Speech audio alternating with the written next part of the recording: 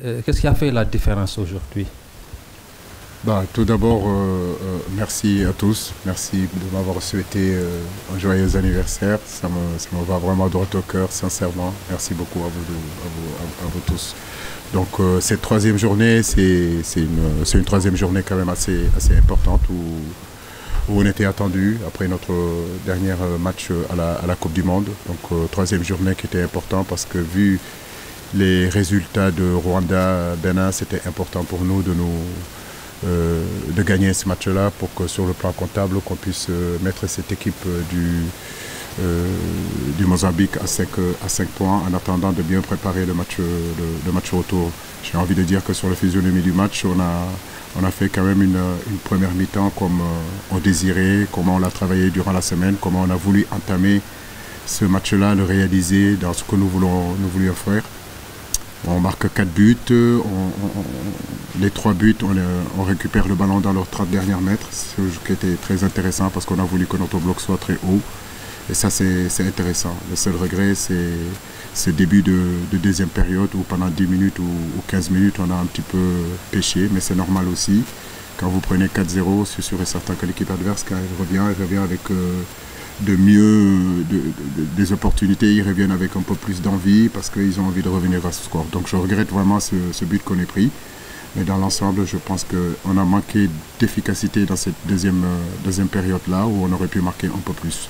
Donc nous allons continuer à travailler, mais en tout cas très satisfait de ce résultat-là. Parce que ça nous permet de mieux préparer le match retour dans de meilleurs auspices. Merci. À présent, si vous avez des questions, le micro-baladeur. Ça, non, c'est pas un micro-baladeur, donc. Et vous? Oui, il est là, oui. Voilà. Bonsoir, coach. Ce match marquait également le retour de Sadio Mané après sa longue blessure. Justement, comment vous l'avez trouvé sur le plan du jeu, du rythme, mais également ses combinaisons avec Abdallah Ndour sur le couloir gauche. Merci beaucoup. Il y a eu des choses quand même assez intéressantes. Donc ne pas oublier aussi que Sadio revient d'une blessure de 4 mois. Et quand vous revenez de blessure aussi, il vous faut un petit peu de temps pour retrouver un peu plus de fraîcheur physique, pour retrouver un peu plus de confiance. Et dans l'ensemble, je trouve que ce qu'il avait à faire, il l'a fait bien. Et puis il a aidé l'équipe, il a su défendre, il a marqué un but. Et marquer un but, c'est toujours important. Bah, j'ai envie de dire qu'il est sur la route de pouvoir revenir à son meilleur niveau. Et aujourd'hui, ce qu'il a fait par moment est très intéressant. Donc très satisfait de sa prestation. Merci. La prestation de l'équipe. Merci. Ndaïdom. Coach, félicitations. Et aujourd'hui, on a vu de nouvelles combinaisons, notamment au niveau de la défense, mais également au niveau de l'attaque, avec notamment Sadio et Iliman qui évoluent pour la première fois ensemble. Au-delà du résultat, qu'est-ce que vous a le plus satisfait par rapport à ces nouveautés? On a joué un 4-3-3, ce que j'avais demandé en réalité à nos attaquants, que ce soit Iliman, que ce soit Sadio et Boulaye, c'est de nous apporter de la percussion, des combinaisons. Et si vous regardez bien, que ce soit Pape Matar Sarr, que ce soit Idrissa Gana Gueye, ils sont arrivés très proches de Sadio et très proches d'Iliman. Donc on a pu combiner Anaya, un Sabali un peu plus bas sur le terrain, Pape Matar Sarr sur le côté droit un peu plus à l'intérieur et Iliman à l'extérieur. Donc on a pu trouver des combinaisons quand même assez intéressantes. Mais je trouvais aussi de l'autre côté avec Sadio Mané, Idrissa Gana Gueye et de temps en temps Boulaye Dia qui glisse un petit peu sur le côté droit, des combinaisons qui nous ont permis. Et bien sûr Abda qui arrive de derrière. C'est vrai que ces automatismes c'est très important. Mais dans la semaine, j'ai trouvé cette volonté de vouloir construire, cette volonté de vouloir jouer ensemble à base de passes. Et ça ouvre les blocs bas. Et aujourd'hui, vraiment, à travers ce bloc bas, on a pu trouver vraiment des intervalles. On a pu trouver, on a pu contourner, on a pu centrer, on a pu marquer des buts. Vraiment très satisfait vraiment du rendement dans l'ensemble de ce match-là. Bah oui, très bien, que ce soit Abdoulaye Seck, que ce soit aujourd'hui Kalilou Koulibaly et aussi Abdallah Ndour qui vient de faire sa première titularisation. Abdoulaye Seck a déjà joué avec Koulibaly, mais ils ont joué seulement un seul match. J'ai envie de dire qu'aujourd'hui, ça a été quand même assez complémentaire sur le plan défensif et sur le plan des remontées de balles aussi pour pouvoir justement mettre en orbite Sabali, Idrissa Gana Gueye, je trouvais vraiment intéressant. Donc à encourager et surtout à suivre dans le futur qu'est-ce que ça va donner. Merci. Vous passez le micro à Babacar Ndao. Oui. Babacar Ndao.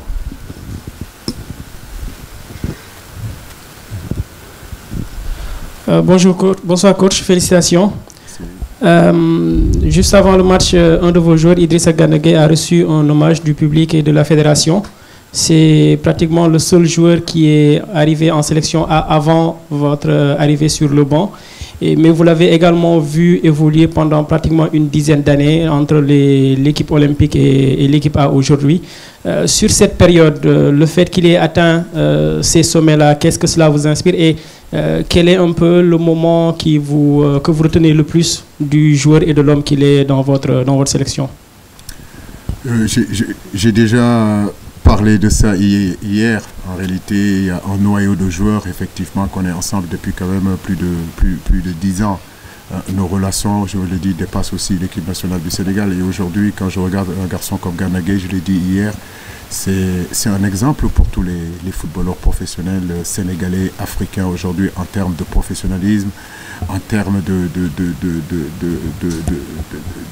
d'état d'esprit de gagne, en termes à un moment donné de leadership. J'ai envie de dire que dans cette équipe nationale-là, ce sont des garçons comme ça là qui ont construit aujourd'hui toutes ces victoires que nous avons fait. Je le disais, Ghana est là depuis pratiquement 2012. Il n'a pas loupé une seule compétition internationale ou continentale. Ça prouve tout simplement le rendement de ces garçons-là dans cette équipe nationale-là. Et ils méritent vraiment les 100 sélections. 100 sélections, c'est pas petit. Hein. Voilà, donc c'est énorme, c'est un record. J'ai envie de dire que j'ai eu la chance d'entraîner des ballons d'or qui ont gagné 2 fois, des joueurs ballons d'or qui ont gagné 2 fois le ballon d'or. Aujourd'hui, j'ai la chance d'entraîner un joueur qui a touché aujourd'hui les centenaires. Écoutez, je suis très heureux d'accompagner Gana Gueye, d'accompagner cette génération qui est magnifique, qui est en train d'écrire l'histoire chaque fois. Et Ghana en fait partie. C'est un pionnier aujourd'hui de cette génération-là. Vraiment le féliciter, lui souhaiter une longue vie, une bonne santé, vraiment parce qu'il donne tout pour son pays. Et il n'a jamais rechigné. C'est le premier à venir en sélection. C'est le dernier à quitter. Vraiment une très bonne mentalité. Et quand on est entraîneur, on a besoin aussi de ces garçons-là. Merci coach. Oui, au suivant. Après, Soda se prépare. Bonsoir coach, Manik John Yousport. Vous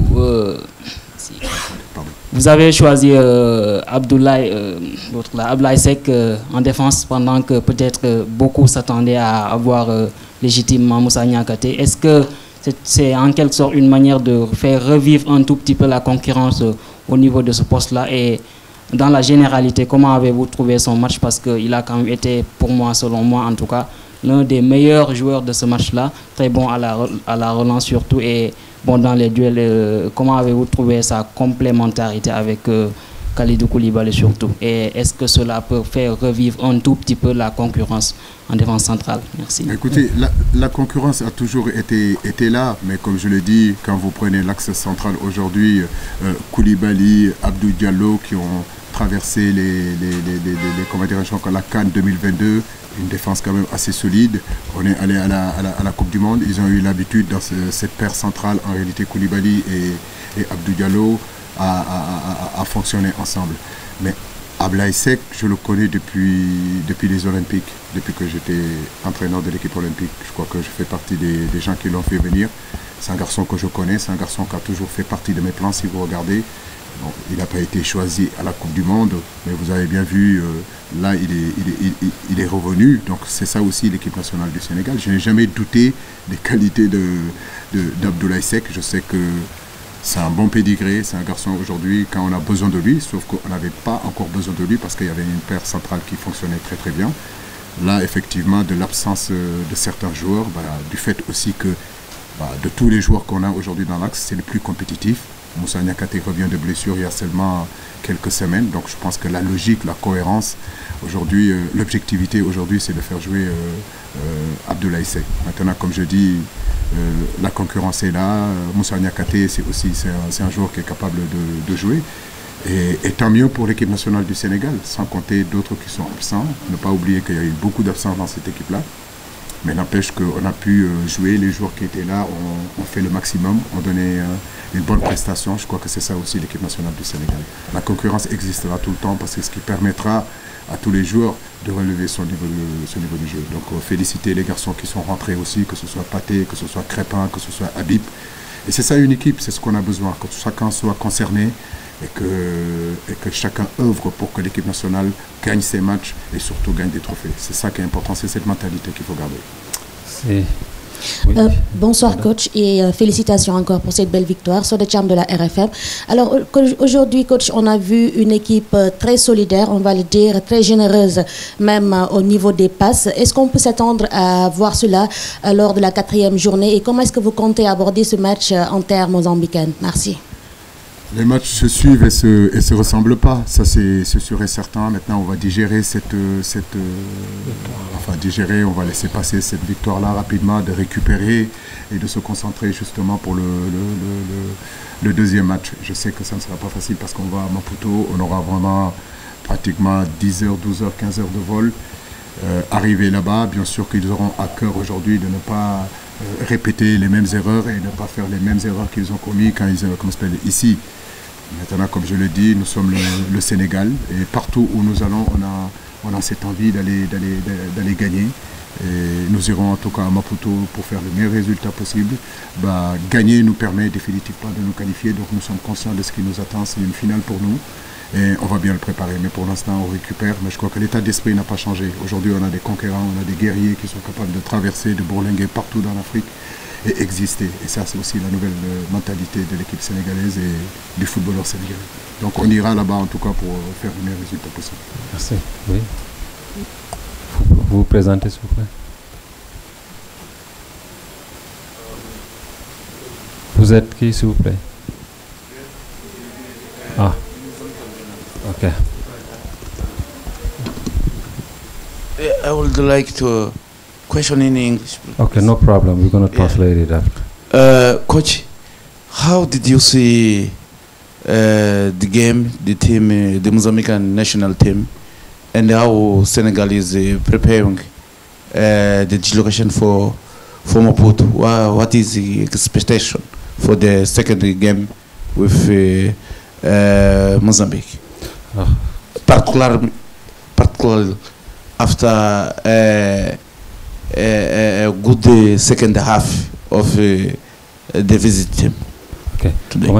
Comment est-ce que quelle est votre lecture générale de ce match et à quoi est-ce que vous allez vous attendre pour le match prochain, le match retour, et considérez également la deuxième mi-temps. Comment est-ce que vous trouvez la deuxième mi-temps? C'est ce que je disais tout à l'heure, c'est un match qu'on a plutôt bien abordé et comme je l'ai dit, dans cette première période, on a pu marquer 4 buts. Sur les 3 buts, ce sont des récupérations hautes, comme les consignes qu'on a données, d'aller les chercher très haut, parce que c'est une très belle équipe, capable de jouer, de sortir les ballons derrière. Techniquement, c'est une très belle équipe. Mais je suis conscient aussi que la réalité d'aujourd'hui ne sera pas la réalité à Maputo. Maintenant, comme je dis, ce groupe-là a de l'expérience, a l'habitude de voyager. Nous allons vers un match très compliqué parce qu'on sera attendu à Maputo et nous sommes conscients que Maputo est une place aussi difficile à aller gagner.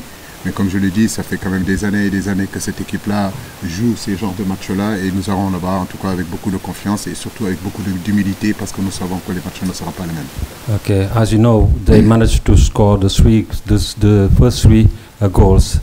They took the ball from the last half. So it was a strategy that they put in place just to make it very efficient. So they know it won't be an easy game back to Mozambique because now when you're playing home, you will have more chance than when you're playing away. But anyway, they have enough ingredients in their sauce just to defend what they have already done.